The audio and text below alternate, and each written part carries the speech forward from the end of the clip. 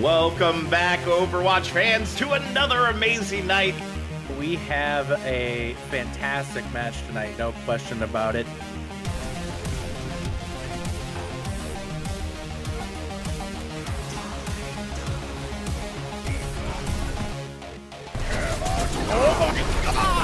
Oh my god, yes! Look up a run! Make sure they can't even follow up afterwards. And Wash is down 2 in this fight thus far. Make that 3, make that 4 right now here.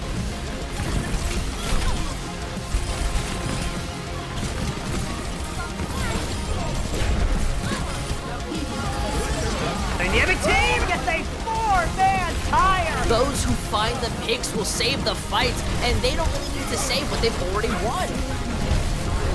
100 gets 3 with the primal rage.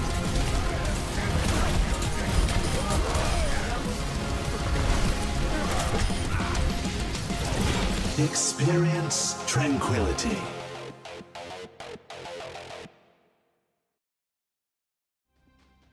Welcome, folks, to the Tranquility Gaming EU Harmony Tier semi-finals. I'm Toasty, going to be joined here by Certus. Should be Citrus, but Certus on the screen. Yeah, we're going to be here with the semi-finals. It's going to be Venice Vipers versus the EU Scrimbucks. An absolute throwback to the start of the season. We had the pre-season finals being these two teams against each other, and now only one of them can progress to the grand finals against Feeders United. Yeah, good evening. Whether it's Certus or Citrus, I'm definitely a new face for you viewers out there, as I'm gonna be casting my first match here in Tranquility. So Toasty is a long-term co-caster of mine, so I'm very excited to cast the series with you. And yeah, as is said, EU Scrimbucks against Venice Vipers, they are trying to fight for that very last spot for the finals in 2 weeks. Yeah, actually, it's next week. There's some scheduling confusion about that earlier on. Oh, yeah, okay. It is going to be next week, next Tuesday or Wednesday. I'm not too sure yet. Teams do like to change it over to Wednesday here and there, but we'll see. But yeah, it's going to be an absolute great match coming up today, because first to 4 is what we're looking at here, and last week we saw Venice Vipers, who are the, I believe, the second seed coming into this. They had a pretty interesting game against the current finalists. Last week they had a 7-7 on Hanamura, which obviously ended up being a draw, and then they lost the other 3 maps. So they came from the losers bracket, and they're up against the EU Scrimbucks. But not only that, like, they are also... their opponents, EU Scrimbucks, are also very interesting in terms of overall how the playoffs went, because they had a full lower bracket run. They won every single game of theirs in the lower bracket, and now they're up against Venice Vipers, who had all games in the upper bracket as well. So it's gonna be very interesting. They only lost to Feeders, but still, they are now up against EU Scrimbucks, who looked very good, because I think Venice Vipers won against the top 1 seed of the regular season, and then they got knocked down. They played against Thunderbolt. Thunderbolt won that, and EU Scrimbucks won against them. So also in a very interesting fashion, because they just lost the first map in their matchup against Thunderbolt, but then they won all 3 maps afterwards, and Gibraltar, which was the last map, was also very close. But nonetheless, they held the map on the second point very, I would say, convincingly, and also had a pretty good dive to show off. Yeah, absolutely. So I guess the main baseline here is that we've had a pretty interesting playoffs here at Tranquility, and you know, despite how interesting it's been, the seeds we're looking at here are the top 3 seeds, right? We got EU Scrimbucks at 3rd seed and Venice Vipers at the 2nd seed coming into this game. With that being the case, of course, Venice Vipers get to choose our first map, and that will end up being Busan here. So I'm very excited to see what we see here, because last week we did see some Pharah coming through from the EU Scrimbucks, and I want to see if they tend towards that again, or if they got something cooking up for us. And Busan, King of the Hill, is always an interesting one of my favorite game modes, to be fair.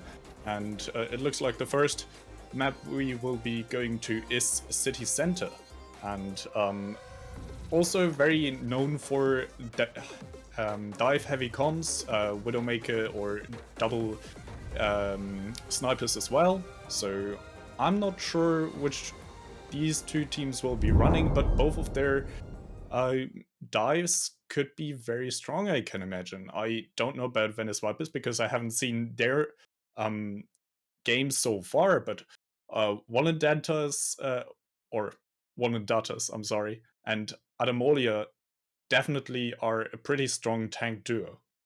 Yeah, I mean, both of them were in the running for match MVP last week, and hey, they made it look good on Gibraltar, especially, like you said, but what I'm looking at here is Mate coming through for the side of the Venice Vipers, obviously. Early on in that preseason finals, put up a great performance against the EU Scrimbucks, and with this rematch, looking for the same thing out of them here. Rollout's going to come through. It's going to be a zombie comp coming through here for the EU Scrimbucks. Venice Vipers rolling out on the double shield. Resident Sleeper here. We'll see if the fast-paced gameplay can come through, though, from the EU Scrimbucks. They got to play fast onto this double shield and not get outpoked, which has already failed for them as Aiden 1 goes down. That'll mean Dathas can fall, and the first cap looks to be going in the favor of the Venice Vipers. And don't get outpoked is not as easy as it looks, especially if you have an Echo going up against you. So Mate definitely coming in very valuable as a team member to try get this extra damage onto already damaged enemies. So that's why they got the picks, that's why they get the first percentages here, while you Scrimbucks try to find an opening into this next fight. Yep, that opening should be Lagan here on the Sombra, but actually, they're scouted out. They almost go down here, 12 HP, but staying alive. They're out of the fight, though, which means maybe EU Scrimbucks are going to be in a bit of a tricky position. Now the Sombra comes back in, puts in some damage. DMJY has to back up around into that cubby, but the damage coming through here from the Amp Matrix, the perfect timing coming through there from Registar, manages to clinch this fight for them. Yeah, and as I said, this is the one winning condition they had. And meanwhile, EU Scrimbucks, they don't have an ultimate just still. They come into this next fight maybe with the Coalescence, but they had no ultimates coming into the last fight. And Register with the window just had so much damage they could have pulled out, and that's how they got the kills. An early engage here coming through with the Coalescence, but Dathas going down. I mean, it will be a tank-for-tank trade here with Elixir just doing the tank busting, or the entire team busting. Comes up with 3 kills here. The rest gets off from Skyflower. Valk in hand, but, I mean, what can really be done? Mate is going to try and diff the Reaper on the Echo. Gets the 3k Death Blossom, are you kidding me?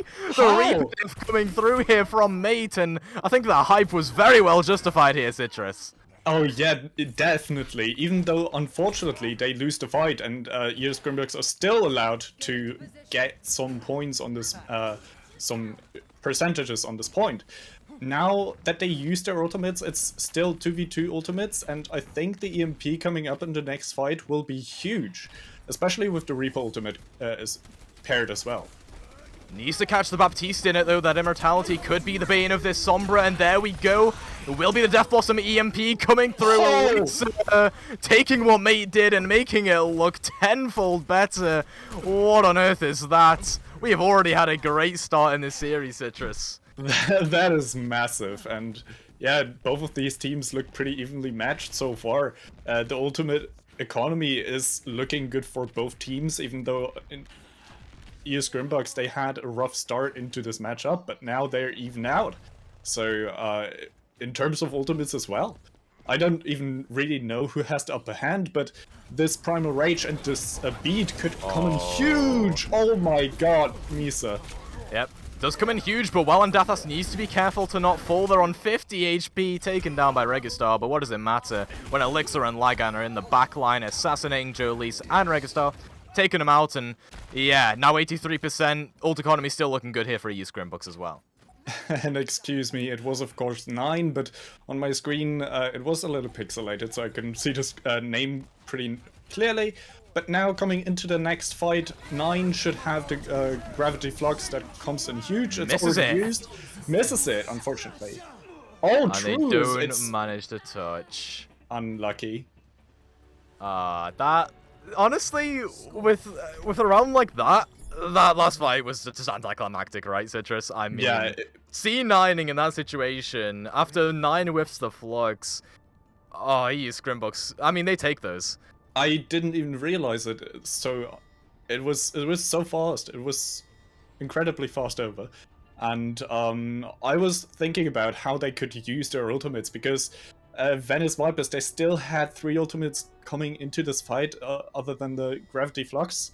So they could have used all the damage, they could have used all the ultimates to try and contest, but it didn't work out for them, unfortunately, and yeah.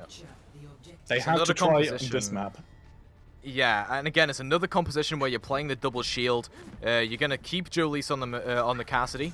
We did see them on that before. They were trying to swap it to Hanzo, but maybe their teammates discouraged them. And yeah, for good reason. The flash comes through there onto Walandathas, takes him out alongside Mate 9. Does get traded out. Seems like these two tanks are falling first in a lot of these team fights. With Lagan going down, you lose that Mate, you lose some stability, and Admeliora can't solo tank in his front line as Skyflower, the raid boss, surges forward. Yes, definitely. And I don't really know how it works out for Venice Vipers so far, but they are able to gain the space little by little through double shield, even though they lose some members here and there, but they're still contested by Scrimbucks. Yeah, a bit of a whiffed wall there from Lagan, though. It's going to have to be a fast-paced push here, I guess, from Walandathas to try and account for it and get some damage in. And with that Ant Matrix, that's going to be an easy task as Aiden 1 bursts down at 9. The point presence going to come through from one of the players as the cleanup comes through here, and the positioning of the choke is great here for EU Scrimbucks as well going to the next fight. Although, you know, another C9 coming through here.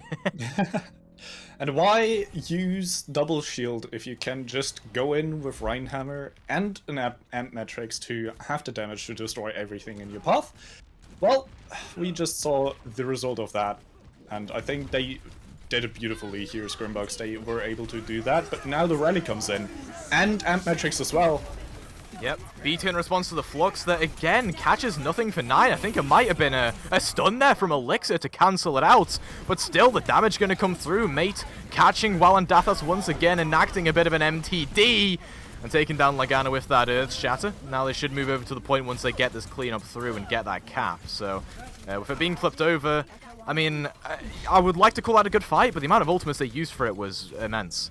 They had, I think, all of their ultimates. Well, no, they had 5 ultimates and they used them all. So only Dragon Strike coming in here for the next fight for Jollis. But I think EU Scrimbucks, they should have the advantage going into the next fight if they don't lose any members like Aiden right here. But Dragon Strike, oh, it's beautiful. Gets 2 more and denies EU Scrimbucks so much percentages on the point just through the sheer amount of time they have to give up to regroup. Absolutely. Very nice play there from Jolise. Buys them some more time, knowing that this next team fight is going to be an upwards battle for them. A bit of a grind to try and get this through, because look at the ultimate bank here for EU Scrimbucks. They're just going to rush in, look for an Earth Shatter potentially with Walandathas. Misses everyone on the opposing team, but 9 once again in the front line looking to get bursted down. Kept alive by the Immortality, and Elixir's High Noon doesn't ring true. They get taken down. But either way, it's a 2-for-2 trade. Looks like it's going to be a scrappy fight from here on out, but the isolation here onto Skyflower is massive, taking them out of the fight. But Jolise, I mean, gets the post-mortem kill there onto Lagan. Doesn't matter. Spadrak does the cleanup, finally turning up here, and there's that flip coming through. I was kind of worried, to be honest, because after all this time, Mate was still alive, and Mate did find 2 or 3 kills. So a huge... Well, it's unfortunately not as impactful, but still, 3 kills are a lot of kills, and as they go into the next fight, Dusty. Alright, 3rd time's the charm here for 9. Nope, no it isn't. They get stunned out of it for the 3rd time. This map doesn't get off the flux there, and now is going to be forced ever backwards. 9 in Skyflower fall, DMJY to follow. This is so unfortunate for 9. They've missed 3 fluxes. Yeah. 2 of them were stuns, but... This time around, Mate wasn't impactful at all, so not able to find any kills, not able to find any damage, apparently, and EU Scrimbucks, they're chilling. They have 3 ultimates coming up against them, but the Shatter surely is gonna be huge for Wallendas. I mean, did they even need to, get it online? Like, I'm just in there with the Blizzard. There's a Shatter from Wallendath. That's the 180. Mate is going to try and do something here on the Reinhardt. Gets the Shatter off. Okay, can they clean up onto it? The C9 again. They can't get there in time. And EU Scrimbucks take a little bit of a Mickey Mouse victory there on Busan off of the back of 2 missed point caps. Oh my. Yep. And this is pretty smart here played by Scrimbucks. They forced the fight. They tried to keep them off the point, and they were successful by doing so. They just played the time. They realized, hey, if we force this fight, if we try to get them all here, then we potentially can just keep it off the point. And they could have rotated around with Mate, but Mate didn't really think about it at that time because they had in their minds enough time to touch afterwards, because their plan was to rush out on point, crush through the defenses of EU Scrimbucks, and then get the percentages with the point back in their hands. But no, they just completely shut that down. Yeah, absolutely. And it was a very smart tactical fight there from EU Scrimbucks as well, right? Taking it up to that choke, playing super aggressive, and I think if Wallendathas doesn't hit that Earth Shatter, you probably see Mate able to get to the point in time. I can't remember if they were slammed down or not, but there was definitely some hold-up coming from that Shatter, so very important, like you said. And now going into Assault, I don't think we're going to see as much of this kind of zombie comp or Reinhardt rush, because we're going on to Temple of Anubis, which is notoriously a very spammy map for the defending side. Oh, definitely. So, yeah, I'm gonna be interested in what those comfort picks for both of these teams are gonna be. As I said, spam comms are gonna be very dominant. We saw a little bit of Hanzo coming out from Jollis, and still Hanzo is pretty good at destroying shields and doing that spam damage, but also made with the Echo. I think Echo is pretty much one of the most meta picks at the moment still for DPS, and you could see why, because Mate was constantly doing damage, constantly got in those critical amount of spam, and also the follow-up damage on all these people that were damaged before. So I'm interested in what EU Scrimbucks' answer is to that. Is kind of the wrong thing to ask, because they just won the map, right? Yeah, one thing I want to mention there, I think, is the composition, right? You were talking about the Hanzo, and I think that is what you're supposed to play into the kind of Reinhardt rush, right? The problem is, I think compositionally, and I think you'll agree here, they didn't play the composition like a double shield. They just ran in with the bat break and looked to brawl it out against a brawl composition. If you're playing double shield, take those Sigma off angles, throw your Hanzo with that Sigma, build up a crossfire, and then just out-spam the chokes. And, while we see here in the replays, Joe Lee's popping off, Mate popping off, things like that, it wasn't enough to carry him over the finish line in that map. See what they can get done on Temple of Anubis, though. As you said, they played their main tanks as kind of expanding the front lines, and the thing is, Jollies and Mate, they didn't really capitalize off their tanks pushing forward. They were constantly trying to do their own thing, it feels like, at least in my opinion, and that's why it felt a little disjointed. Not really enough spam at one location, not really hunkering down in one position, but trying to go forward with this double shield. And it somehow didn't work out, as you said. Yeah, bit of a target focus issue, maybe. I don't know. We don't know the internal workings of these teams, but I want to know your thoughts on the double bubble here. What's kind of the purpose of it? On defense, it's kind of hard to say, because I see double bubble on attack more often, but trying to get the damage onto the Zarya, of course, is one huge factor. You have to get in with this monkey, and using the bubble earlier, can imagine right here. It's gonna be hard, honestly. And it's going to be hard against Jolise on the Widowmaker, right? I mean, you'll see Elixir try and take a high ground position, but not to deal with the Widowmaker, just to try and get in there with a backline dive. There's a good anti there from Aiden 1, to be fair. They were hitting a lot of those in the series last week, but 9 doesn't get cleaned up from it, and Admeliora forced off of the high ground. However, Jolise dove onto, can't really survive against an Echo there if you're the Widowmaker, but with Admeliora falling, actually, and a very fast aggression coming through onto the point, potentially Venice Vipers could come up big with this one. However, Elixir's still here, trying to clutch it up, so is Legan. They get a kill each, and looks to have stifled the flow here for Venice Vipers. And even though Scrimbucks split up as a team, it's completely fine because they play double bubble. Oh god. Lagan. Just walks up and double dinks him. What? Yeah. It's unfortunate, but Jolise well played here. Very nice aim, I've got to say. Either way, it wasn't that important for Scrimbucks to be separated because they just can jump back in together as a team and focus one target, and that's what they did. Yep, they're looking to do that now as well, Aiden 1, and with this Nano Boost online, you can commit it onto Echo, Tracer, or Winston. Even the Zarya, basically anyone on this team other than the Mercy is great stick there comes onto Jolise, a bit of a revenge kill coming through.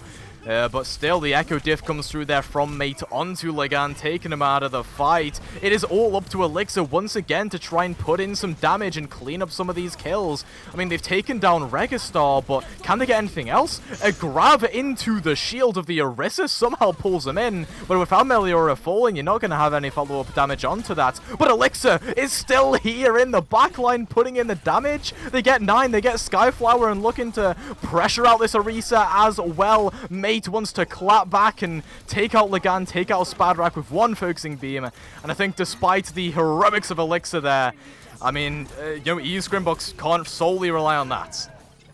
I think this is the first time I've seen, like in the end here, I've seen Elixir being focused by a player, and that was Registar. And Registar shouldn't really be the one to try focus the enemy Tracer, but Elixir just had so much space to work with while not being focused down by any of the enemy players. And that is why they got so much impact, and now it looks very grim for Scrimbucks. Yeah, I mean, even though Aiden 1 gets a big anti-nade onto the tank line there, the problem is you're pushing into High Noon, you're pushing into a Bongo, and there's still ultimates online here as well for the Venice Vipers, as that's going to be a pulse bomb again onto Jolise. Elixir looking to clutch up once again as well, and Dathas pops that Primal Rage, going to get half that HP sapped from the Gravitic Flux and taken down. Skyflower once again leading the charge on this Brigitte. Popped the rally there to keep their team alive, and Admeliora, they have a beam, so they can't really do much against that rally arm, and now Legan is going to take down Mate. There's at least something there for the EU Scrimbucks as they get nano boosted up, but it's a little bit too late there from Aiden 1 as well, and Dathas will probably be the last one to fall here.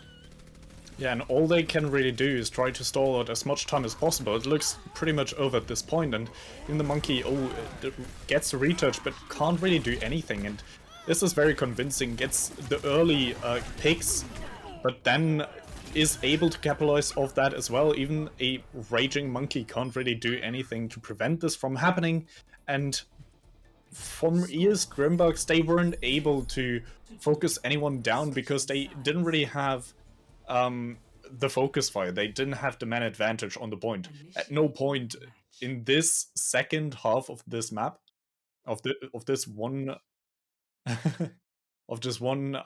push, they had no advantage at all, because they were always missing one or two players. So even though there were some ultimates from Elixir and Waldatas, they couldn't really do anything because Venice Vipers, they just looked too strong. They had all the damage they needed, and also all the barriers around them, which prevented them to take damage, from taking damage, and then the rally on top, and Skyflower being very aggressive in their face, trying to CC as much as possible, making it easier for their teammates to hit them. It's just not a lot what they could have hoped to do other than stall for a little bit more time taken off the clock. Yeah, absolutely. And something I want to mention here as well is like the stylistic difference between these two compositions, right? Yep. You've had EU Scrimbucks flexing onto a wide variety of stuff. You've seen them on the zombie comp, you've seen them on the Reinhardt Rush. Then they decide to play the double bubble here. But the problem there is, I'm assuming they must have like predicted maybe the Venice Vipers are going to play that double shield. But usually you'd play a double bubble into double shield when the double shield's on the defense. When the double shield is playing offensively like that, like you say, there's so much sustain. And the thing is with the double bubble composition, it plays slow. It plays to build up ultimates. You're supposed to be building up that nano boost and then engaging with that. But when you're on the defense, it's hard to control the tempo like that on a composition that as soon as those 6 players, that death ball core, as much as it's a double shield death ball, right? As soon as that rushes onto one player, for example, Aiden 1, for example, Spadrak, for example, Walandathas, as soon as those players get mowed down, there's nothing to be done because you don't have any offensive pressure to work with as a double bubble.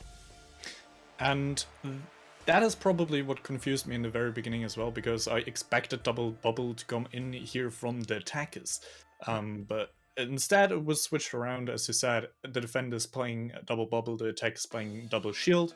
It worked out for Venice Vipers eventually, even though they had a hard time coming into the first point, trying to attack your Scrimbucks, because with double shield, you have a very centralized point where with all your teammates trying to shoot everybody around you, and your Scrimbucks were all over the map, were all over the place, and they couldn't really do anything against that. But as soon as they found probably this pick here onto Lagan, they were, they had an opening. They were able to kind of get in there, sustain themselves with the Batiste as well, and try to stay alive, try to keep this point take live, and then the respawns coming in, and your Scrimbucks, they went down eventually, even though Elixir was doing so much to try to keep them defending this point. And as I said before, Elixir was just not focused at all, and that was what was keeping them alive. But then again, they had a one combo in terms of Atmeliora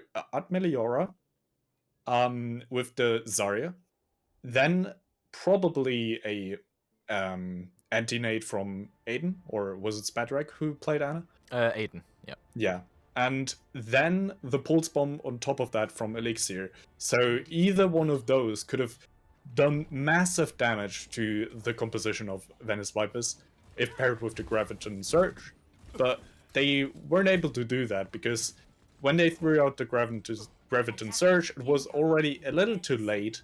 Elixir already used their Pulse Bomb, and Aiden was not around because they were killed. So it's a little bit unfortunate that they couldn't really hold on to that first point. Then they overstepped at the second point at the choke. Venice Vipers got the kills, and then they basically had a free point to take. Yeah, absolutely, but I mean, the EU Scrimbucks, they're sticking to their roots, and we're talking their roots, right? Back when Jackson was on this team, they used to play the Pharah all the time, and we saw Lagan whip this out a couple of times last week against Thunderbolt Rewind. Let's see if they can put up the same kind of numbers, same kind of performance this time around, and hey, I mean, they got a kill onto 9, Walandathas and 9 for what seems like the millionth time this series, both trading each other's lives out. And the thing is here, Spadrak could have rezzed that, and in fact, they're not going to, because there's a lot of pressure coming through there from Mate. Interesting that they split up immediately, even though they have teammates that are down right now. Jolas is going to capitalize off of that, and Atmeliora is not able to get any more damage onto them. But yeah, as you said, last week they looked incredibly well with this comp, and Elixir outdueled Widows on this Ashe, and Lagan was incredibly going stupid with this Pharah. Yeah, and what I'm seeing a lot of here, Citrus, is Walandathas jumps in, gets bursted, and there's like some sort of kill coming through from the EU Scrimbucks to compensate. But the problem is you can't engage without that monkey alive. You need to go for these softer dives, put more resources into Walandathas. as they do jump in there, get a soft dive through, but there's the Amp Matrix to allow Jolise to just dink up Lagan with 2 body shots. And yeah, with this Amp Matrix online and now a split here onto some of the members of EU Scrimbucks up on the top left, I don't see a way they can actually construct a proper dive now until that Pharah gets back. Now you'll see in the corner of our vision, Lagan is back, but is getting contested by 9. Yeah, it's just Venice Vipers. They have so much aerial defense in 9 with the Diva, in Mate as well. Yeah, thank you. I was searching for the name. And with all this aerial defense, I don't see the Pharah working pretty well on this attack. So I feel like they need to switch up this Pharah. But let's see if they can get any value with this 5 ultimates they have coming up. And it's well, it's not too surprising that Valendatas doesn't have the ultimate just yet, because they were just jumping in and dying immediately, which is unfortunate. Yep, they're going to try and get a soft dive in now for some of that damage. You'll get this nano boost coming onto them, but they are still being bursted ever so low now, as it looks like Lagan wants to start approaching, perhaps, maybe going for that barrage sometime soon, as the Primal Rage here from Walandathas, trying to create some chaos, but Jolise takes out Lagan. The res will come through from Spadrak and the Graviton Surge onto the core, but DMJY just fortifies out of it. Admeliora does pick up Jolise, but there's the res from Skyflower onto Regustar. But still, Admeliora, very high charge, gets the kill onto DMJY. Is it even enough? There was 9 with the excellent peel. Harasses the backline, takes down Aiden. Lagan is going to invest the barrage here to try and take down Mate. But they just pop the Primal Rage there entirely unfazed here, Citrus. As they take down Spaderak mid-air. Mate is just hard carrying at this point. I don't know what to say. You said what has needed to be said, because Mate just completely still solo carrying this fight. 9 still alive as well, getting saved here by Regusta. But yeah, I don't know, they use Scrimbucks invested everything, and they can't get anything in return. You maybe cast the coast it there, Citrus, maybe. Lagan and Aiden are still here, and when they're alive, anything is possible. Lagan sneaking up on Mate, shoot them! Oh my! They couldn't land the second direct there, as Lagan will end up falling. Who is going to touch now? Looks like Elixir on the sideline. A great pull to scout them out, as they're going to have to sacrifice that recall to proc the OT. Walandathas now onto the point, looking for a bit of a hard engage, trying desperately to build up that Primal Rage, but they're not going to get it in time here, Citrus, as it looks like Spaderak can't get in there to get the res off in time. Admeliora, the last Bastion standing, actually playing the Zarya, but still, the Idiom is there, and Venice Vipers pick up Anubis with an excellent full hold on the defense. Yep, and as I said, it was pretty well played. Mate, obviously, the one who carried this fight, and I don't know, without Mate, I think EU Scrimbucks should have had this. But unfortunately, Lagan gets taken out just before the Graph was invested, and then doesn't really get rest just in time to use the ultimate onto, to use the Rocket Barrage onto the Graph. And that is the crucial point in this fight, in my opinion, that allowed Venice Vipers to just stay alive throughout this fight and be able to get this W in the end. Yeah, and I mean, I don't want to, brag, but I did call it from the start that this is a very spam-based map, right? Yeah. And EU Scrimbucks were not playing that spam. They weren't putting Walandathas on the Orisa, which I can understand why they didn't. Walandathas did get match MVP last week. Looks amazing on these kind of divey, fast-paced heroes, even on the Reinhardt, right? And putting him Walandathas on the Orisa might, to some people, be quote-unquote wasted talent. But the problem is, I think you have to sacrifice that for the actual compositional diff, because Venice Vipers, they're just playing this hard anti-dive composition while you have this kind of anti-air setup, and what can be done there by Lagan, right? I mean, they're just getting pestered from an Echo, from a Cassidy, from a Diva. I mean, it's just a compositional diff, and also a little bit of a team diff there as well, because Mate was looking pristine. mid was looking fantastic, and everybody in Venice Vipers aerial defense comp, I would say, or aerial defense system in those with Echo and Diva, and also I feel like the Batiste as well. They were just part of shutting down everybody trying to get in through the air, which includes the Monkey as well. And Wallendatas was just shut down not only by the Diva, I think I've seen it once or twice, while Monkey was trying to jump in, the Diva countered that by charging against that, using the boosters to just say, nope, you stay off the high ground, you go back to the low ground. And that is, I think, what at least happened in the first engage of EU Scrimbucks, where the Monkey basically died immediately.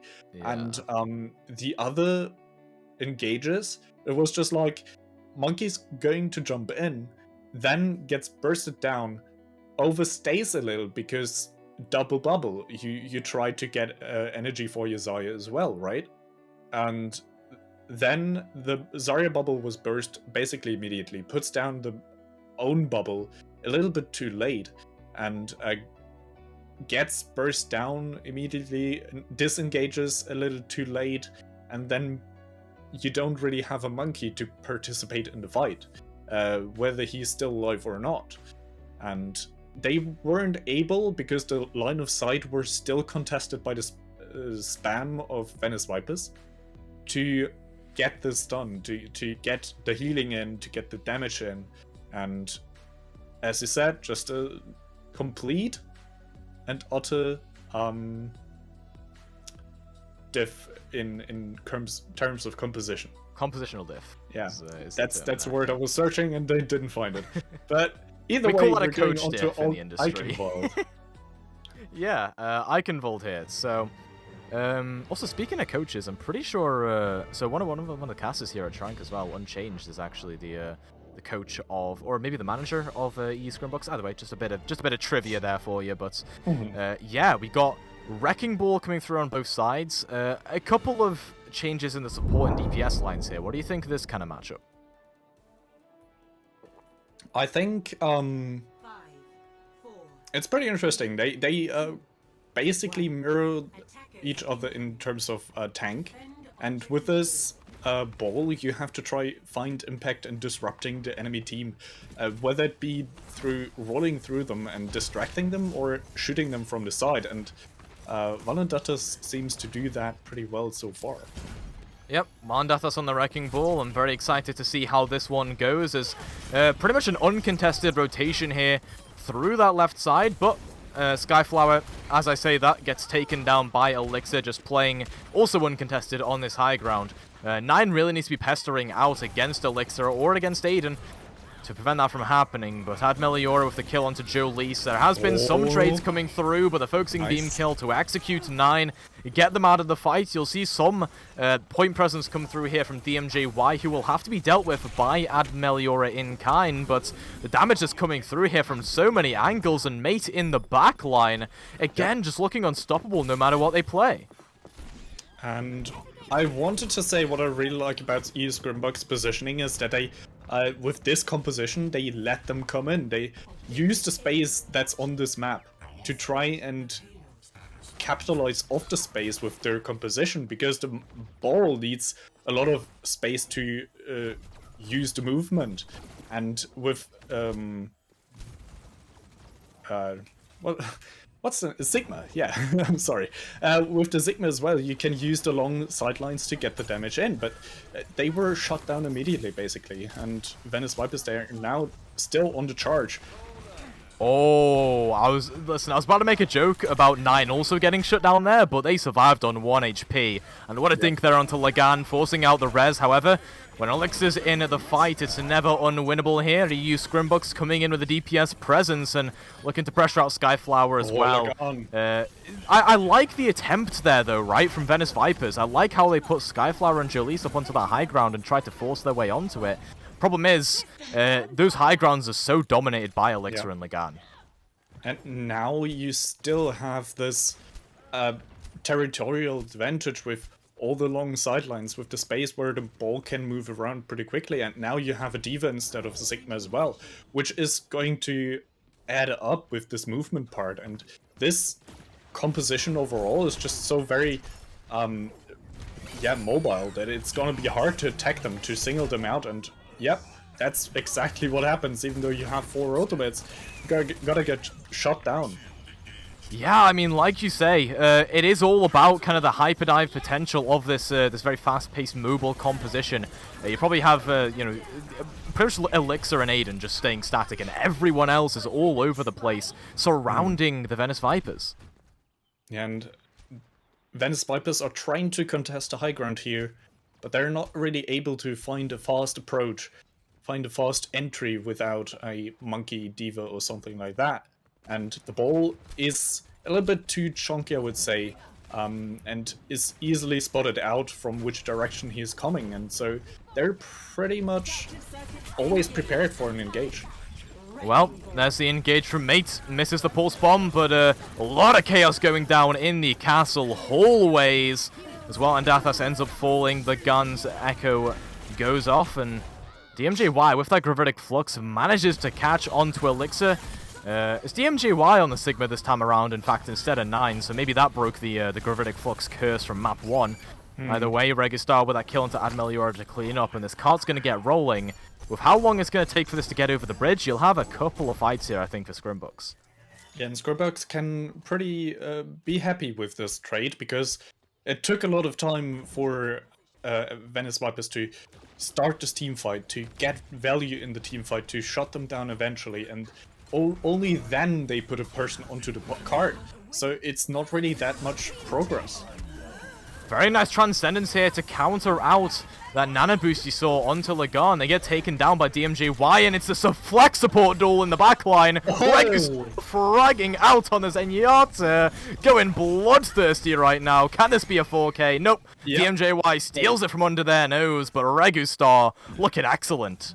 Unlucky, but Registar, as you said, coming in clutch here, getting all the kills necessary to progress onto the next part of the map, and right now that's what they needed. And Registar just saying, "Okay, I've had enough. We're going in, boys." Yep, and so as well Andathas, probably because they want to swap to the rush composition. However, Andathas, you know, they get a kill off that mine. Skyflower falls on the sidelines, so the rush swap will end up coming through now. Well, Andathas might take a while to get back from spawn, though. As soon as this regroup happens, you'll see probably a pretty fast engage for 9. DMJY can hold the space, and it's going to be a difficult job against Andathas. We'll see what they can get done, though, as Jolie's coming in with the high noon. Looking to get a pretty wide position for it, as there's the mines coming through from 9. Forces out a lot of space there. The pulse bomb into the eaten up by Admeliora. Very nice awareness there of that double blink from Mate. And right now, it looks like this car will just continue rolling in. There has to be some contest here, but no, the Gravitic Flux comes through. DMJY slamming the backline down to the floor. Aiden 1 looking to build up the Amp Matrix, but it's going to be a little bit too late before they can do that here, Citrus. Yep, definitely. And Lagan and Aiden are still trying to contest. They're still staying alive. And Lagan, with the ult coming in clutch as well, buying a lot of time for Valendatas to come back and contest, so it's not all over for them yet, but it still looks pretty grim, especially if Mate comes in back. Yeah, Mate is just here on the Echo now, off of the Tracer, looking to put in some extra OT damage and throw a bit of a curveball the way of the EU Scrimbucks. Admeliora gets demeched there, and everyone else looks to fall as a snowball. You'll see Lagan here with that punch onto Mate, but you know, it's pretty much a given when you go onto that Doomfist for stall. 1 minute 26 on the time bank there with a team kill to boot, and a very nice attack there for Venice Vipers. Got a little bit stuck on point B against the hyperdive, but that's to be expected on Eichenwald. Yeah, and I want to turn the clock a little bit backwards to the point where they just breached through the huge wooden wall doors, right? So Valendatas, still on ball, uses the mines, which at this point I was like, why would you use the mines that early? But it's actually pretty smart, because Valendatas wanted to switch off the hero. So it's a good use there, even gets a kill out of it. then switches to the Reinhardt, which is, in my opinion, a pretty good switch as well, because Skyflower is on this Brigitte. And her Brigitte has proven to be pretty strong throughout the last maps, throughout the last matchups, I guess, as well, because Skyflower is also one of the match MVP candidates, or not the match MVPs, but overall MVP candidates, right? Yeah, So, absolutely. Yeah. Skyflower is pretty good in their role, and we've seen it time and time again, uses the rally correctly. So they would have pretty much easily shut down Ball in those close quarters. So Reinhardt is the right answer, but they couldn't really approach Venice Vipers in the end. So let's see how well they can perform on this attack. Yep. And to be fair, there are a lot of MVP candidates on this team of Venice Vipers, right? There's three of them, all leading in votes in their respective roles currently, so you'll see Walandathas here try and put in the moves onto the backline, just pressuring the point and forcing the rest of Sigma to come back just a little bit, draw away their attention so Lagan can start to approach. As Admeliore is under a lot of flack right now, has to try and back off. Can't hit that rock onto the Echo, so Mate barely dodges, ducks, and weaves it. With the sleep onto DMJY here, should potentially be some aggression from the side of EU Scrimbucks, but Walandathas goes down to Jolise here. And again, the heavy peel composition, you get the Brig, you get the Cassidy, and Walandathas Elixir. Neither of them can really get too much done. And they were waiting so long for Walandathas to disrupt the backline from Venice Vipers, but Walandathas immediately get shut down, or not immediately, but they take a lot of time for Walandathas to kill him, and eventually it results in more time loss for EU Scrimbucks, and also more percentages of their ultimates for Venice Vipers. So the next few attacks are gonna be incredibly hard for EU Scrimbucks as well, but Venice Vipers are going low already. Yep. Venice Viper's going to back up a little bit here towards the point as that power drive comes through in combination with this duplication from Lagan. See if they can build up a Gravitic Flux right now. Nope, they cannot. Gets taken down by DMJY. A lot of damage coming into them there, to be fair. And Walandathas, again, peeled in the backline. You see there, the Brig gets the kill, but the Cassidy was there with the assist. However, up in the kill feed right now, you see Admeliore and Lagan get some kills as well. So, with Jolise on the board, you're able to stabilize here for the Venice Vipers, and 9 finally hitting a Gravitic Flux, breaking the curse from map 1. But, yeah, I mean, EU Scrimbucks, I think, squandered that. They had a really good opportunity there and dismissed it. Jolise, well, for this Sky combi in Echo and Mercy, it's more like Menace, am I right? But either way, Pulse Bomb and Gravity Flux coming up for EU Scrimbucks. There's the Gravity Flux. Let's see if they can get any more utility here. Or the mines. The brilliant timing on the rally low, right? You see the mines come through, but all that does is buy some space, buy a little bit of time here for EU Scrimbucks, which, you know what? Jolise is not giving them that space and time. Just flanks around the side, picks up 2, takes down, well, helps to take down Walandathas there. I mean, again, it's another engage that looks good there for EU Scrimbucks, but the rally was excellently timed from Skyflower. Yep. And they have, like, EU Scrimbucks, they struggle to get through those double shield. They finally take down 9, but then they still struggle to get through the DPS in Jolise and Mate. And Skyflower and Registar are just keeping everyone alive, even though they are missing 1 shield to hide behind. And this is just working so pretty well for Venice Vipers right now. And all that is here for the EU Scrimbucks is a nano duplication. Lagan probably wants to go on to something like the Sigma and get that double shield going to at least give Aiden 1 the opportunity to get off this nano boost, as Lagan is going to be the one to get nano boosted up instead, but Skyflower somehow boops them away. Doesn't get taken down themselves because of it, but a great dive into the backline here, while Andathas pummeling their way through onto Mate. And Jolise as well, takes down the DPS line single-handedly there, and yeah, it looks like EU Scrimbucks in the last hour have finally broken through onto first point, but they've got a long ways to go here, Citrus. Yep. And what I wanted to say, but I didn't want to interrupt you, all they needed in the end in that fight was just a very fast cleanup of the point. They basically had the point, but if Venice Vipers could have managed to take it to overtime, then I think EU Scrimbucks, they would have had struggled to finally take that point, because we've been there before, it feels like. And Venice Vipers are looking pretty strong still. And EU Scrimbucks are now getting dismantled here from the defense because they were overextending a little bit. But in the end, it still is very crucial for EU Scrimbucks to get this first point and now still have 2 minutes remaining trying to get to the next point. But they need to switch something up in their composition, I feel like. Yep, absolutely. As Walandathas does kill off Registar there, so maybe the composition's working out after all. I say that as Jolise, Mate, and no, just Mate actually are on the board. Literally just those two players. I thought for some reason 9 was Gravitic Fluxing that, but no, it was a duplication, and Mate gets another one online. What is going on here? Venice Viper's DPS line is just rampantly rampaging through the opposition. I told you, once you get through the double shields of the tanks, you have to get through the DPS, and Mate and Jollis are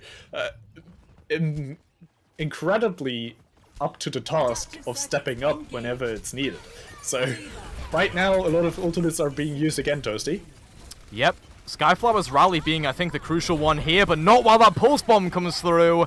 Elixir eliminates the threat, recognizes it, but 9 in the backline with a 2k bomb. Somehow, Admeliora couldn't line of sight that. You remove the Sigma from the fight, and while Aiden is rezzed up, Jolise able to just put in the shots through this Out Matrix. They take down Walandathas. They give up a little bit of space here because they want to respect Lagan and Elixir's pressure as they wait for their team to respawn. But it should just be a bridge recontest here. I'm loving watching Mate and Lagan playing this Echo Duel in disguise, because both of these players seem so incredibly well to... Oh, Jolise is on a flank, I think. But an anti-nade there from Aiden is pretty big. Jolise gonna get denied by Admeliora's shield, and yeah, I was kind of worried that would happen. You've got the Sigma here for a reason, right? Yeah. Can block off that Cassidy's sightlines pretty effectively. Is 9 gonna get demeched and taken down as they try and proc OT? They do manage to do that, of course.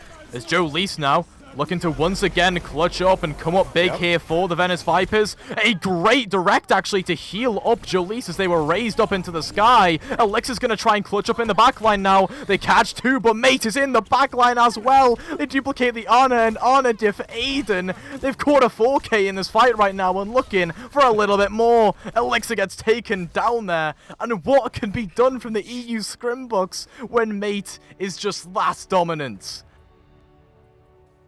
Wow. Just wow. Because Mate, honestly, always finds the right pick for the copy to pick in that moment. Because right there in the end, more sustain against the Tracer is probably the right answer.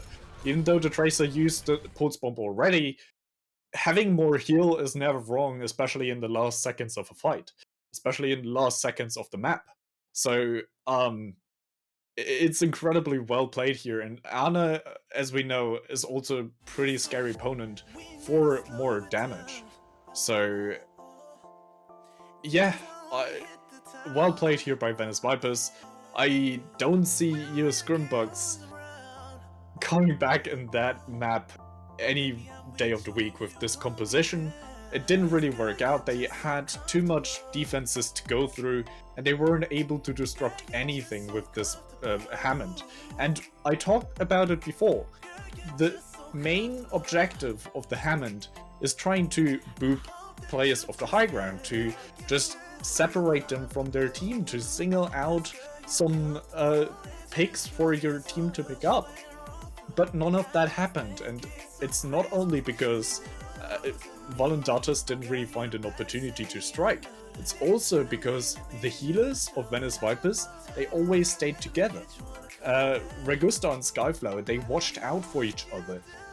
When Regusta was under attack, Skyflower CC'd them, the attackers, and the other way around, always throwing out a immortality field just in the right time. So both of these support players are just so incredibly important for the team right now, and it showed.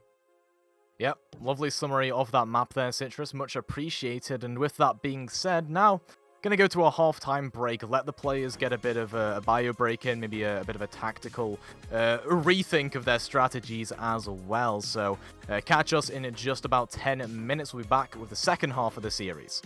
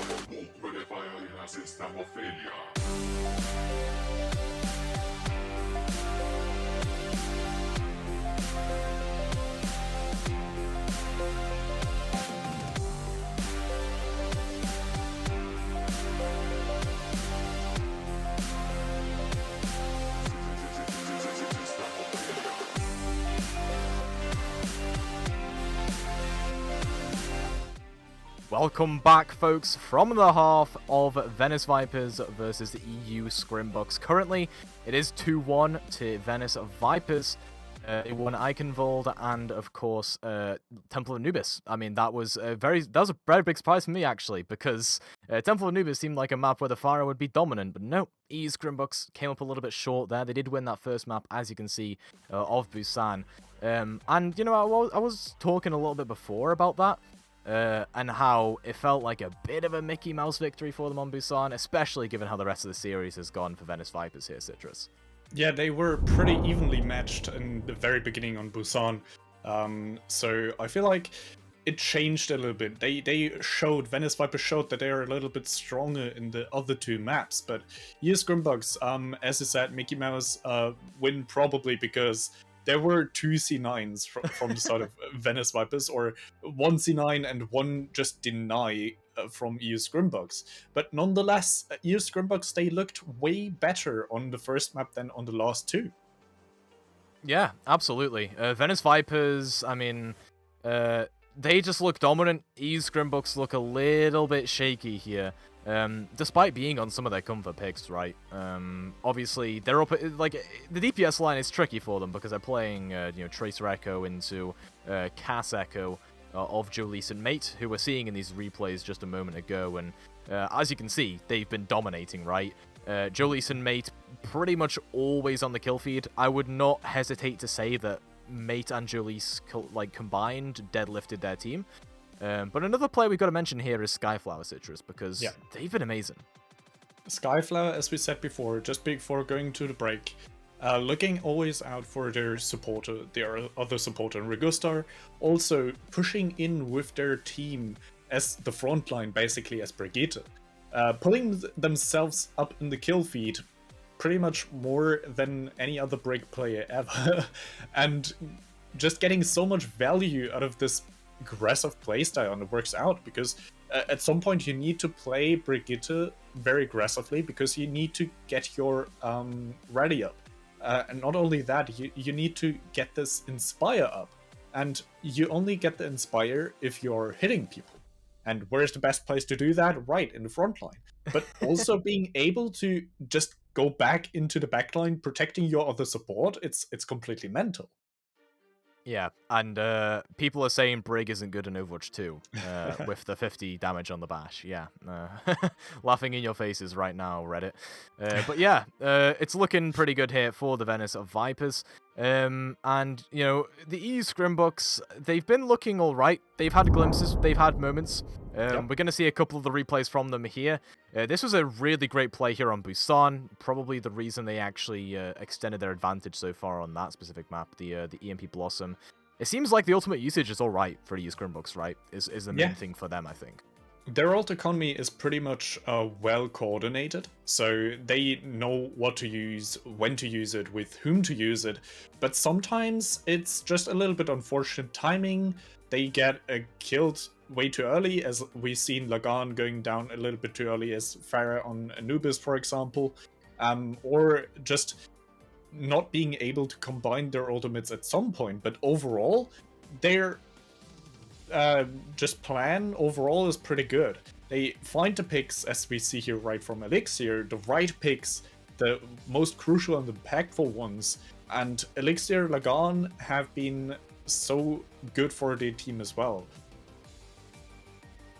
Yeah, absolutely, and you know, coming into this next map, I want to see if Elixir and Lagan can really start to put it to Jolise and Mate, because that has seemed like the matchup of this series in that DPS line. And I also want to see if Spadrak can match up to what Skyflower's been putting up. So we'll see if that will happen on our next map here. It's going to be a Route 66 we're going to, so a bit more of an Orisa map, right?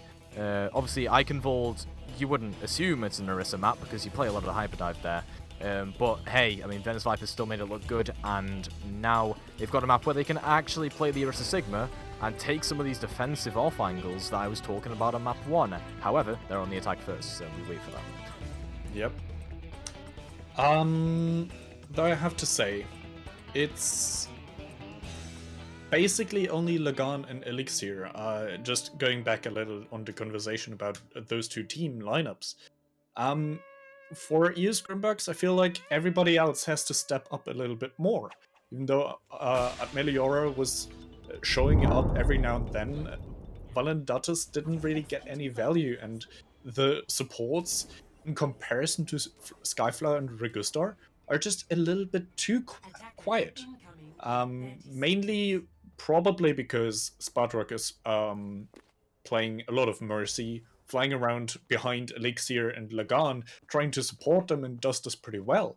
But Skyflower, as we said, you heard the analysis, is in the front line, in the back line, constantly putting out pressure, and Regustar is just fragging out at some point with either the Zen or the Batiste as well.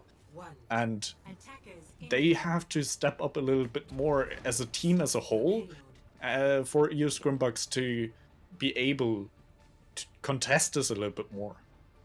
Yep, absolutely. It's going to be a bit of this kind of defensive hyperdive mirror, right? The Ball Sigma, not opting for the Diva for the hard commit this time around, but yeah, we'll see what can get done from this.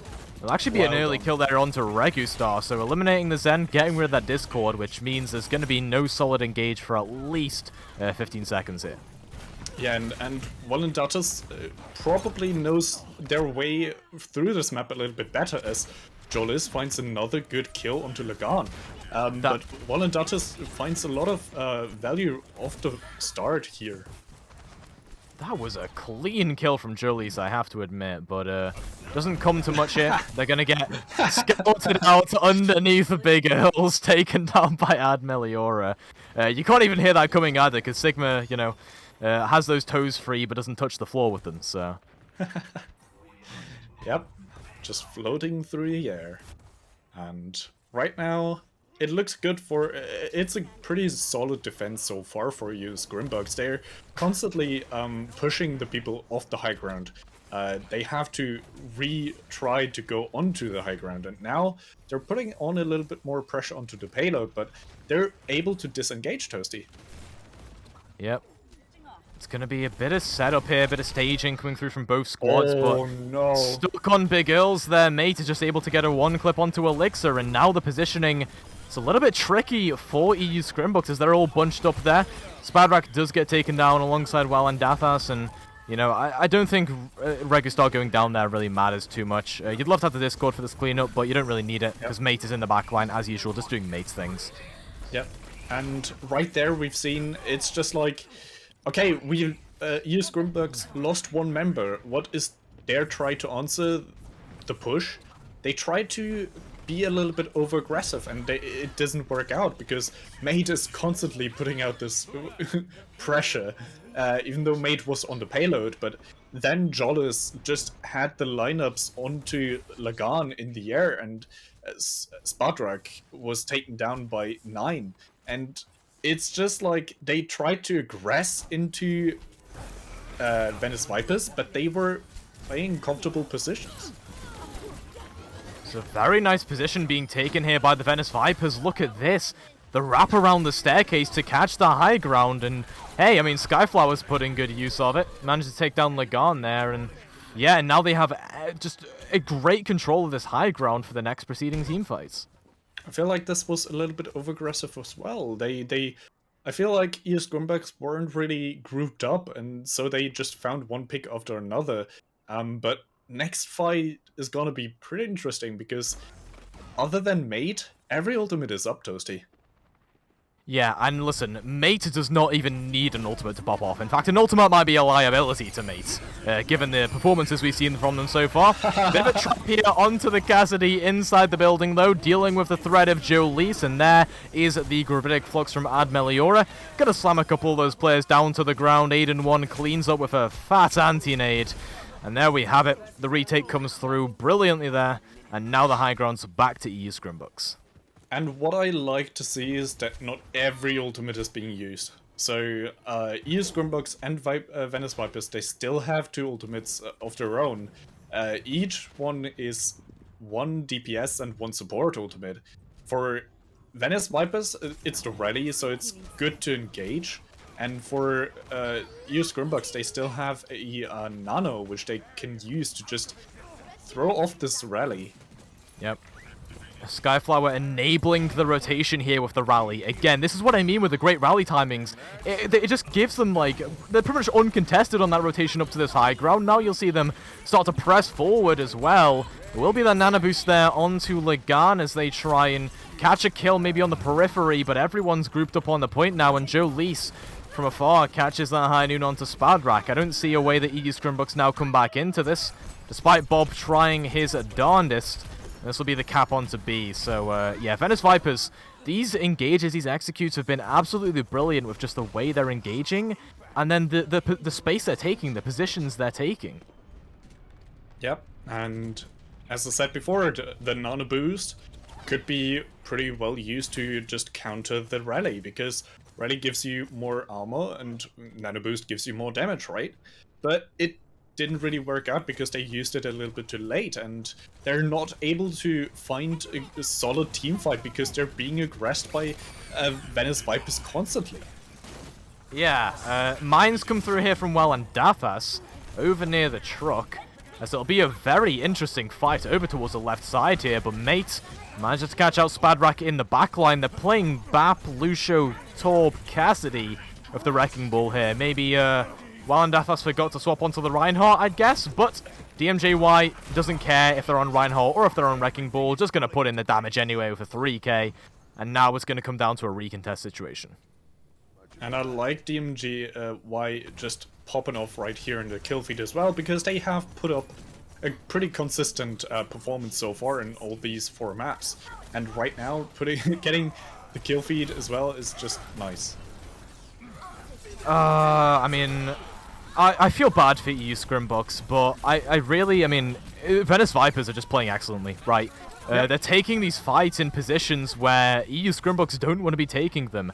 That bait back onto Dathas was absolutely brilliant in that team fight, and the rally towards the end from Skyflower again prevents any sort of clutch from coming through, and I think that's a crucial part of these rally timings, right? I don't think I've seen a single rally Skyflower has used badly, because a lot of the time it comes towards the start of the fight on the rotation in, or towards the end of the fight so that someone like Elixir or Lagan can't clutch up. It's a very tactical way of using it to prevent these DPS from getting any value, and then Mate and Jolise just come in and wreck face, right? But it's not only Skyflower who's enabling their DPS to do that, to just wreck everybody. Just 9 on this wrecking ball is basically doing that what Volundatus wants to do all the time. Volundatus was on the ball as well, but on Hammond they didn't really got this impact they wanted to, because they were shut down after over and over again. But 9, they were able to flank around, find a pick, find a pile driver, and then Mate just said, "Oh, great, you have a pile drive target? Sure, I'm coming over." And they take that one out. And then it's just like they have man advantage. They're constantly in a fight again. Meanwhile, you Scrimbucks, I feel bad for them as well, because they constantly can't group up and fight as one team. So they need some sort of answer to that, and I feel like Double Bubble might be a better answer than playing Bull and Sigma again. And the crucial thing here about the Double Bubble is that this time around, they're not playing it into Orisa Sigma. They're playing it into Zen, Brig, Bull, Cassidy, right? 100%. And like, the Sigma might be a bit of a detriment here to Walandathas, could rock him out of the sky, stuff like that, but I think the bubble really prevents that from happening. An excellent sleep onto the Mate in the backline there, though, from Aiden 1. Allows Elixir to get that one clip through onto them. And now removing the key DPS player, there's going to be no opportunity for 9 to really start to harass the backline, so I guess they go for the front line instead. Yeah, that's true. And what I like to see, though, is that Volundatus constantly pressures the enemy DPS so that Lagan can fly through the air pretty much uncontested. Yep. And Lagan is uncontested, I'll tell you that much, because they have 85% on their barrage, which, comparing it to their Anubis performance, is much more efficient in terms of the damage they're putting out. Well, and Dathas there as well, able to anchor these high grounds very nicely as the Winston has that bubble and able to just put in the damage. I like the double bubble here. This situation, it's good. Yes. And they're honestly able to make it work. Because the enemy team is not in one place. They're not easily disrupted by a ball or something like that. They're just more all over the place, and you find picks more easily, as Mate just thinks the same. They find picks easily as well and gets a 3k. 4k. Yeah, excellent stuff there from Mate. Oh, can you make it 5? Elixir gets diffed. Nice stuff there from Mate towards the end of that team fight, and yeah, I mean, that's what we've been seeing all series. Yep, and coming into the next fight, Venice Vipers, they still hold on to this first part of the map. So even though they only have 4... wait, they have 3 ultimates and coming up, and Scrimbucks have 4. No, they switched off. Yep. Lagan's here onto the Echo, Spadrak onto the Brig, so I think they're tending a bit more towards kind of a defensive style, keeping Aiden alive here. Especially in this team fight, want that Nana boost to be online. Aiden gets it off onto the Monkey there, so Walandathas going to dive in, while 9 is currently wreaking havoc in the backline alongside Mate, but both of them go down to Lagan. Manages to get that Peel Echo style through. Okay, Elixir with a pulse bomb there onto Jolise. Actually catches 3 of them grouped up, but doesn't kill the Sigma and the Zen tranced. However, it's a very nice force onto the trance there, because the pulse bomb, it's a lot more expendable than that Zenyatta ultimate. Good knowledge, though, here from DMJY to just stand completely still, allowing for potentially more teammates to escape the pulse bomb. Doesn't die on their own, but Jolise, unfortunately, is not far away enough. Oh, no bubble away to the for Spadrak. And Spadrak dropped the shield as well. They would have been fine. It landed on the front of their shield, but unfortunate, I guess, lack of brick mechanics there. There's still going to be the kills coming through. I think it should be all fine here for EU Scrimbucks, as that grab has to be invested. But 9? In the midst of the grab, the screen's getting shaken around. They shouldn't be able to track like that, but there's a pulse bomb coming through. Has to try and clutch it up now for Elixir. And Admeliora manages to deal the extra damage they need, but again, too close for comfort. Yeah, and not only because of that, but because they were just pushed with the time bank. Their time bank was just completely declining as well. So they were getting close to overtime territory, and they have not enough time, I feel like, to get the second part of the map. And not only that, but also their ultimates were completely used up. And now they have 2 ultimates with their supports and maybe a copy, but it didn't really look good for them in the last fight. And this right here, I want to mention, you know, I'm probably a playcaster, but I have a bit of an analytical point here. Spadrak there, this is the difference between Spadrak Brig and Skyflower Brig. In that situation, if Skyflower was on Scrimbucks, they would have popped Rally there, because that was a rotation up to the high ground where you're going to get contested by a lot of damage, but Spadrak didn't pop it, their team dies, and the high ground goes over, and a lot of aggression now coming through from the Venice Vipers. I have also an analysis point for you, because I didn't throw it over to you because I didn't think that it was a team fight already. They engaged with only 2 or 3 people, so not really all of their teammates, but now it's a proper engage. Yep, proper engage coming through here, and Spadrak finally pops the rally. Could be good timing here as you want to keep Lygan alive and to get this Flux online, but a little bit too late here. Don't think we'll be able to get the slam down on it. It'll expire before that happens, but a great anti-nade into the midst of the Transcendence. Can that get cleaned up? Yep, Elixir's there in the backline to cop the kill and looking to flank the Zen for a little bit more. Seeing if they can kill them off, but no one clip to be gained here for Elixir. It's appealed for in the backline. With 8-1 going down, well, and Dathas won't be able to be sustained here through this Primal Rage. They're relying on their pure mechanics, and it works out here. DMJY goes down, they'll get back onto the cart, and it keeps on rolling. Well done, and 9 should be cleaned up as well. I don't know why this graph is invested here. Nene graph? Maybe? I'm not sure, but it looks like EU Scrimbucks should have this point as Venice Vipers, they're not regressing, they're not coming back because they're still respawning. So this is great for EU Scrimbucks as they have the time to try and get onto the point, but 9 and Mate are still a menace in the backline. You cannot understate that Admeliora would love to have that grab online right now. Just saying. It's going to be a lot of disruption coming through with a lot of high grounds to play off here for the Venice Vipers. Skyflower managing to keep their team sustained up with this Inspire passive. Lagan goes down, there's the rally pop just at the right time to keep 9 alive. Skyflower dodges the pulse bomb expertly there, and the flank here from Jolie should be able to put in the damage to get this cart stopped right at the choke. And great, you know, exit kill there from Jolie. They do get peeled for, but I mean, it's just going to be the cleanup coming through. Mate and 9 in the backline as usual. And you know why this engage from Mate and 9 was so good? Because they have all their ultimates now. They forced a fight to try and farm their ultimates, and now they have them. Okay. Tosses a pulse bomb out there, doesn't really find much, and then dies to the monkey. Refuses to elaborate, and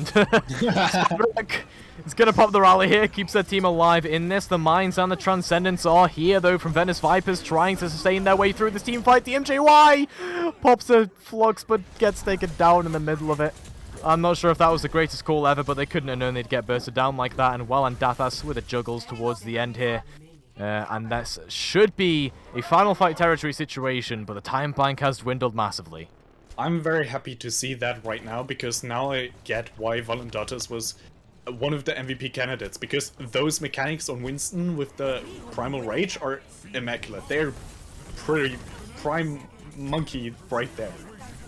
Yep, Primal Monkey, even. It's Lagan gonna come in with Elixir and Spadrak to get those kills through. However, they took that fight quickly enough that, okay, maybe there'll be a recontest? No, I don't think so. Not as a team, and especially not with that graph. No, don't see 9 on the point. Wait. Yeah, I mean, it's not going to be a C9 because 9 is there. Lagan manages to take him down, and yeah, with that kill, I think that's pretty much clinched it up here for EU Scrimbucks. Get that cap through, but as much as I can be happy that they got that cap through and they're continuing to fight on, as we go to extra innings, it's the time banks I'm looking at here, Citrus. Yeah. Because even though it feels like they found their mojo in the end. EU Scrimbucks, they found what they've been looking for all the time. They found the right mix of aggression, playing it a little bit defensively, using the ultimates at the right time, using the ultimates well, and Venice Vipers on the other side. They've used their ultimates to try and get EU Scrimbucks into a fight constantly. No distinct line between a fight start and a fight finish, because they were just saying, hey, look, I'm in your backline trying to harass you a little bit with damage, and then just gets taken out or gets a kill in the end. And for the longest time on the second point, it looked like EU Scrimbucks was struggling with exactly that playstyle. But now on the third point, they were finding a lot more comfortable team fights for their own, because it was a lot close quarters and not open space like the 2 points before. And that worked out, that helped them to find their team play a little bit better. And Admeliora here. Look at what they swapped to. Swapped to the D.Va. And the good thing is that into a double shield, I prefer the D.Va to the Zarya, right? If you're going to play a double bubble, swap out the Zarya, because, like... Oh, no! I cast-cursed it, no way. Okay, so as I was going to say that the D.Va, much more mobility, able to get around those shields, and the Zarya, like, you get high charge, but you're beaming down a bunch of shields. Like, oh, no, it's all going wrong. Yeah, it's all going wrong right now, as they are struggling to not only find an entry, but also find an exit at the right time. And Venice Vipers, they just happily take that. Yeah, 10 seconds they have to recontest with a full team, but because they were overstaying a little bit, they weren't able to contest comfortably. The Anti-Nade is massive, though. Yeah, very good anti-nade. Aiden won. Potentially setting up their team for success now as Aiden up on the high ground. Okay. Flanking Honor. I like to see it as a backline dive comes through here from Walandath. That's trying to clean up on all these low HP members. Juicy for the Winston with that Tesla cannon. And at least they're going to get her on this corner, right? That was what I was worried about there. Them losing that team fight and getting stuck on that first corner. Maybe even getting to the doors, especially with 3 ultimates coming up for them. They have to go up against a Bongo, a High Noon, and a field, though, like a window. Well, I mean, the field is basically an ultimate in and of itself, right? But we'll see who's going to be able to touch this point. I think it'll probably have to be Mate, because this Arista Sigma is not going to be able to get there easily. But while Andatha's going down, the rally going to be popped there by Spadrak. Gets the break diff onto Skyflower. The raid boss is activated here as that pulse bomb comes through there from Elixir, but doesn't catch anything. The rest of the squad is there to clean up, and the bash kill onto 9. That's 5 damage, by the way. That's not 50 damage like Overwatch 2. That's rare to see. And this is what I wanted to see out of EU Scrimbucks. I've talked about it before, after Icon Valda. It looked like they were just not participating in the teamfights, Spadrak and Aiden. They needed to step up, and that's what they did. They're diffing the other supports right now, and what a great grab to just deny a lot of space, get more time, get more advantage on this payload right here, and Walandata is still doing work. What is going on here? And it's not breakfast, I'll tell you that. Legan gets taken down. I think this is a little bit of an overcommitment from EU Scrimbucks. Yep. I think they're going to get punished for this. I don't know what that was, but Admeliora almost 50% towards another grab after just using it. This High Noon might be able to shut that down, though. A great pull comes through. DMJY right at the correct moment. Catches a 2K High Noon alongside Jolise. And there we have it. 4 points on the board here for EU Scrimbucks will be their final count. The problem here, though, is going to be the length now the Venice Vipers have to push. Yes.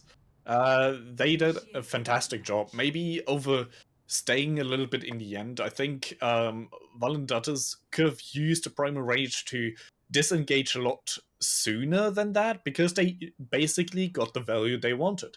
They used the graph to get all of Venice Vipers in one spot, progress the payload a little bit more, maybe get a few picks out of that, and they managed to get a lot of damage in. They managed to get kills, or I think it was 1 or 2 kills out of this graph, and then they tried to get more. They got greedy, and they just could have disengaged, played the man advantage, but they weren't able to do that. And right now, they need to play this great team play, which they've shown before. Spadrak, Aiden, they stepped up. They need to show this aggressive playstyle with their team in this defense as well, but not overcommit, because then Venice Vipers are gonna take a mile. Yep, indeed they are, and 2 minutes 46. I don't see right now a way that EU Scrimbucks, hold on to this first point at the very least, right? Second point is much more winnable, but the double bubble on the defense, again, this is the problem you had on Anubis, where playing it defensively into an Arista Sigma is not easy, because you're going to have to jump away and give a ton of space over. Yep. Elixir on the flank, though. Yeah, Elixir, I mean, can put in the damage and pressure out, but Joe Lees with that kill onto Lagan deals with one of the DPS. Elixir's kind of caught out on the sideline here. You see Mate go down, though, which is at least something for Admeliora. The good thing about playing the Zarya on the high ground is the reach you have with that beam.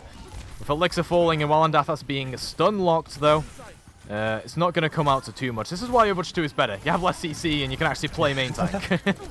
Yeah, and this is not the right answer. They needed to find an answer to Venice Vipers' playstyle, but as you said, double bubble into this double shield is just not it, because they can't really find an engage. They are just grouped up. They aren't singling out. They're playing together as a group, and if a soul monkey is jumping into a full team of 6 people, then of course you're gonna get taken down, and this is what we're seeing right now, and still 1 minute 30 on the clock, and it's getting less likely for EU Scrimbucks here.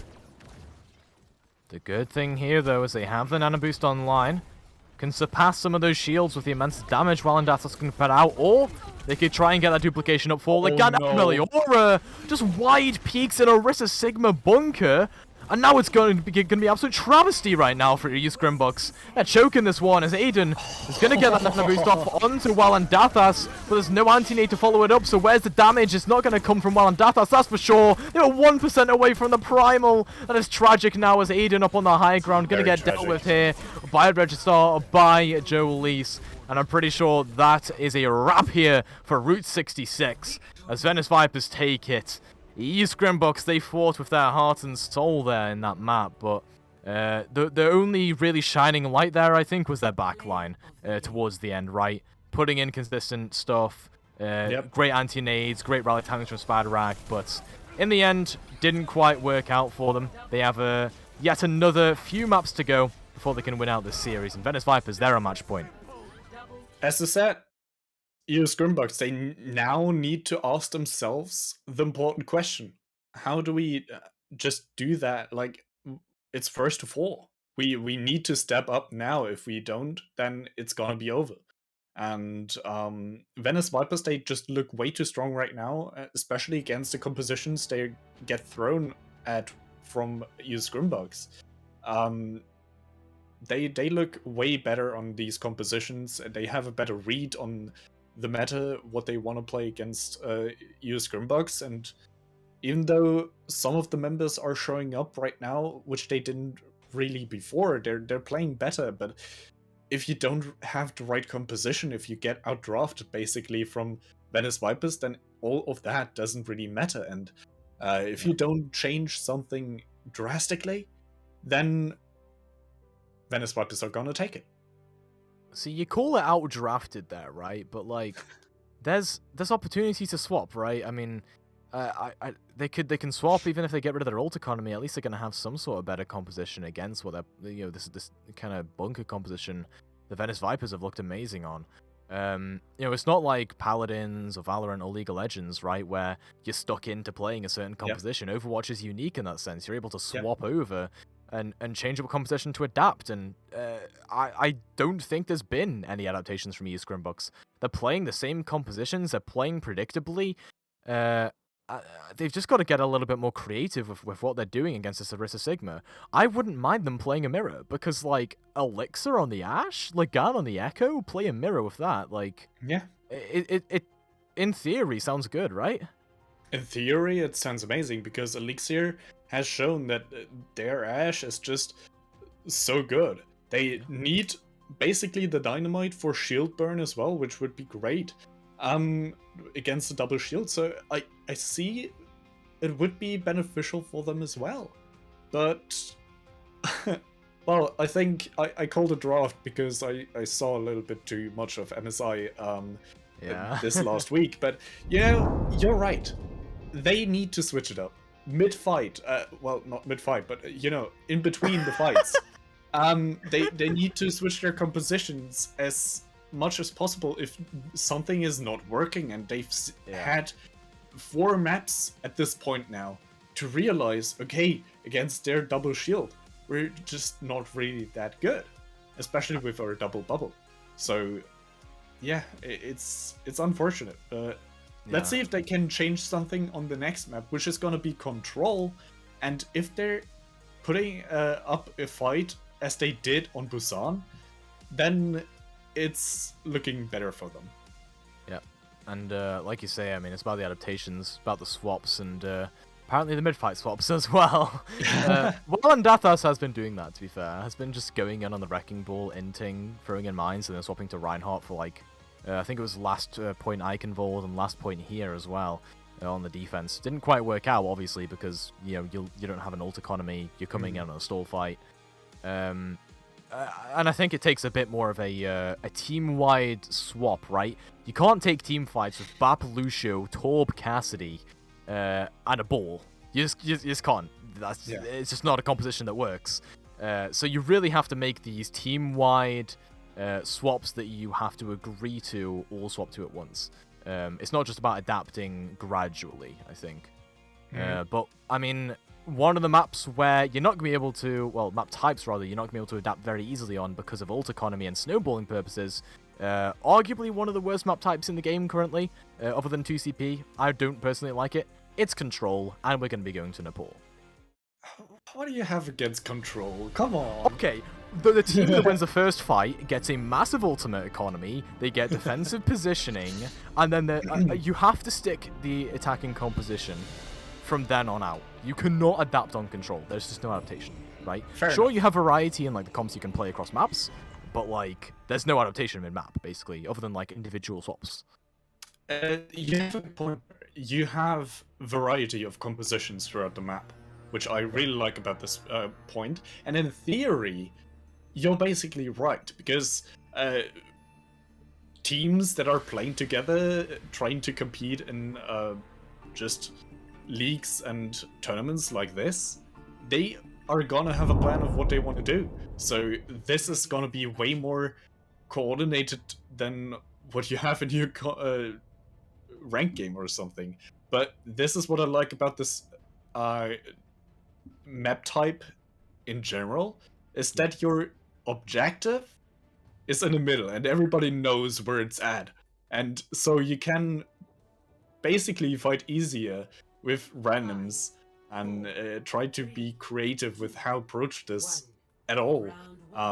But yeah, as you said, it's gonna be not as easy to get this advantage of knowing where your objective is and having your DPS players play on that if you actually know that right away. And look at Valentatos. Oh, I sense a boop coming. What a play. Do nice. they catch? Yep, they catch Jolise. Very, very nice. They caught Mate as well out of position, so they have to back up just a little bit.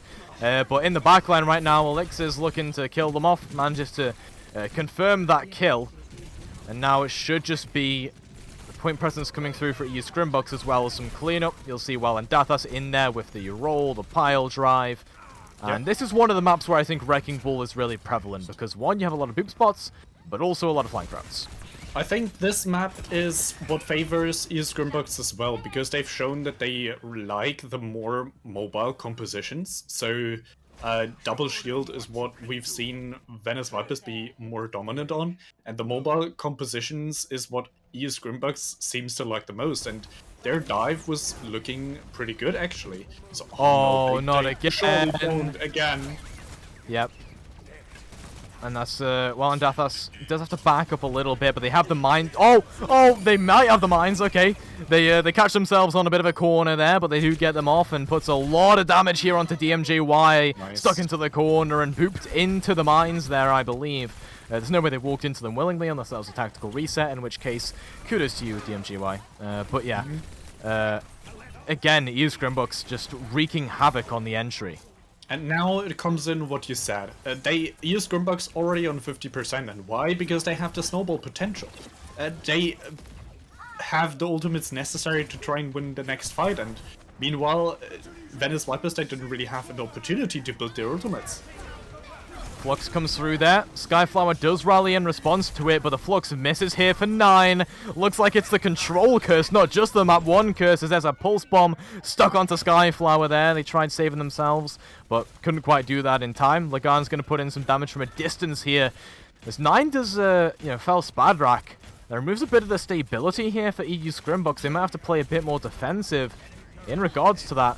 With 87% on the clock right now, or the scoreboard rather. Gonna have to be Venice Vipers clutching up and trying to get this cap through. Looks like they got enough kills right now that they can at least get this flip over, but there will be a swift re-engage, I think, pretty shortly.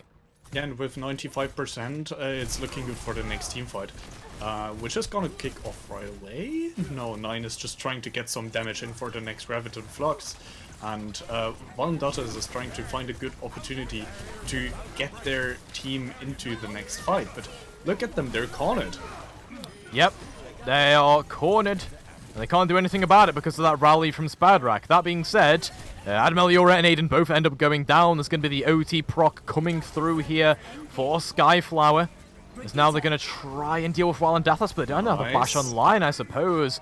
Spadrak and Lagan both going to get a kill apiece, and it will be the Scrividic Flux for 9, finally getting some purchase with it. They get that Torbjorn down to 1 HP, but they're going to be kept alive, I believe, by the passive Zen healing.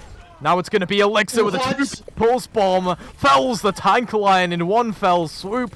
Elixir, I mean, seems to be the Elixir to Scrimbucks' problems right now as the OT is procced, and that will be the first round going to them. Do we think Scrimbucks are some control 1 tricks here, do we think?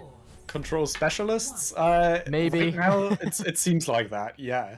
But I actually wanted to criticize Scrimbucks a little bit, because they were pressing forward into this room while Valendatas was trying to get on a flank, while trying to do Hammond things, disrupt the enemy backline, disrupt the composition to allow your team to get this opportunity to attack.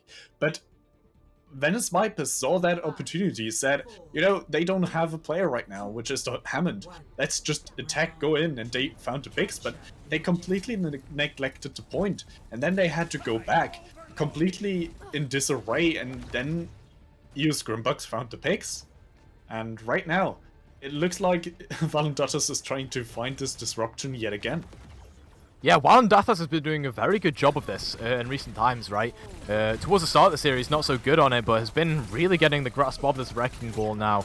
That being said, they almost get stunned up by Cassidy there. Do manage to escape just in time, but with Elixir falling, there's no one to really accompany Walandathas into the backline, as Admeliora needs to be there to peel for Lagan currently. Flash onto Walandathas there to force them away. Spadrak, though.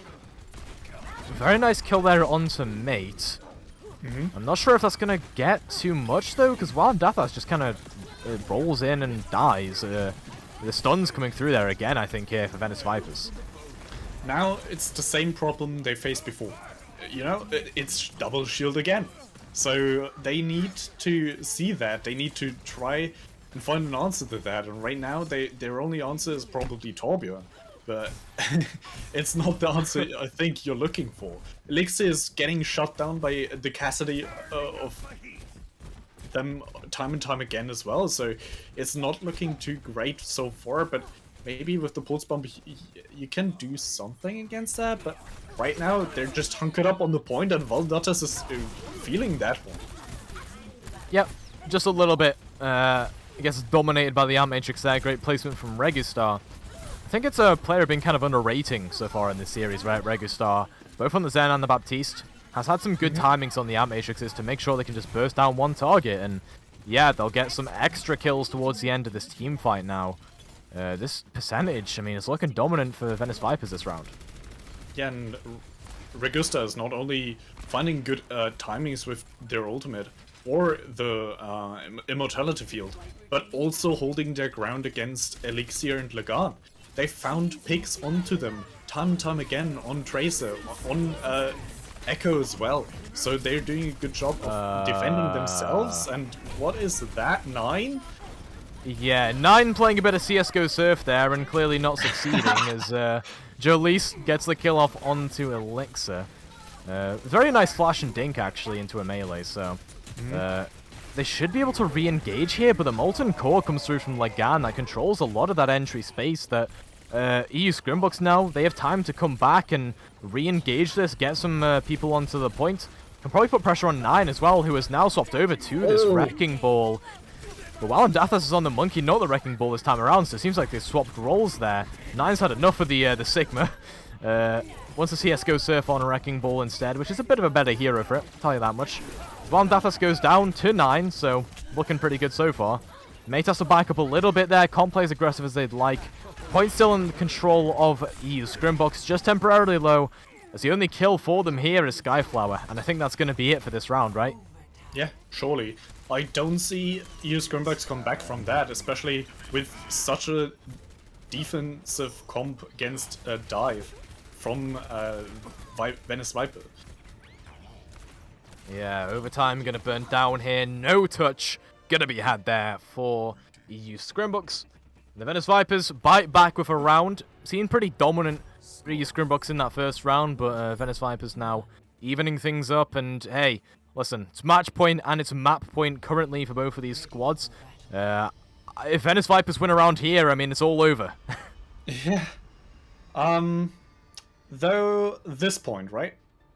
Yeah. This is where you're gonna hunker up with Mei and Symmetra on the point, setting up a car wash that you can't escape, that you can't put in the reverse mode, and trying to get all the damage with the Symmetra turrets, and it seems like it's gonna be a mirror, almost mirror matchup, but no. Mate and Jonas actually playing the comfort picks that we've seen them play the whole time, and still double shield, but I think this is a way better answer to this double shield comp of Venice Vipers that we've seen so far from EU Scrimbucks. See, there's one big problem here. It's that Mate exists, right? When you're playing this Brawl composition, you're not going to have Hater Scan. So, Mate has complete and utter reign, and can really just put in the damage and not really care about it. You've got enough shields to sustain against any long-range damage that can be put out here by EU Scrimbucks, but very nice early wall coming through there from Lagan. Onto DMJY, takes him out. There's some good follow-up and aggression as well there, as Agent 1 already has an Ant Matrix online. Yep. Still lets Spadrak fall, still lets Dathas fall. Press right-click, my man, what are you doing? Oh my God, 9. Flux comes through early on from 9 already. And it looks like Venice Vipers, against the odds, have, you know, won this fight out and gonna get the flip over. Yeah, definitely, and it looked great for EU Scrimbucks, but then it's just like Jollis finds 2 picks, and 9 is gonna capitalize off of that, and it's just beautiful team play coming out here from Venice Vipers. Oh my, I mean, I don't know how they pull off that team fight win, I can't lie to you. Aiden 1 could not keep Dathas alive there. Now it's going to have to be this high ground rotation coming through from the EU Scrimbucks. I'd expect a TP into position here, probably onto the point or onto the high ground, whichever one it is. It needs to be a swift one, because Alexa's not going to be able to get too much done until that close range, but Jolise, a lovely spam kill onto Lagan and Spadrak, and this is what you're playing the Arista Sigma composition for. This kill potential, the flick potential for Jolise, looking excellent on the Hanzo. You know, it's simple geometry, and Jollis has figured it all out. And yeah, it's just a really well adaptive pick here from Jollis, seeing that the Cassidy is working, but a Hanzo could be working even better. So, I don't know. It's just plays like that, switching over to more aggressive hero, I guess. And now they're finally back on point, but already getting taken out by Mate. Yep. Mate is going to be forced out here in the backline by Wellandathas, but is that really where Wellandathas should be? They should be, heading the charge in this front line and putting in some pressure onto the tank line. But they get taken down by Jolis's Dragon Strike. Again, great placement to segment off the Symmetra and Reinhardt. And now we're in last fight territory. This could be the series right here, Citrus. Yeah, especially because they don't really have that much time to try and go to the point. Whatever they do is gonna be pretty much a little bit too rushed to try and get to the point because they have so less percentages can they even touch. Listen, they can get that touch onto the point, but what can they do after that? Regustar has already caught 2 kills out, and all they're going to do now, all Venice Vipers need to do is play from range, spam out Lagan and Wellandathas. They end up going down, they're going to get the split back over, and there's literally no one that can touch right now. And Meliora, I think, picked up a health pack somewhere, but can't get onto that point. And that'll be that. Venice Vipers clinch up the series, and are going to be heading off to the grand finals against Feeders United. Wow. And you know what that means? We get a rematch. Yep. We And get I a can't rematch wait for it. against between Venice Vipers and what was it? Feeders? Feeders United, yep. Yeah, Feeders United. And oh boy. So the upper bracket final basically is gonna be the upper bracket final again. So just Yeah. a masterclass from Venice Vipers, I feel like, in especially the last few maps.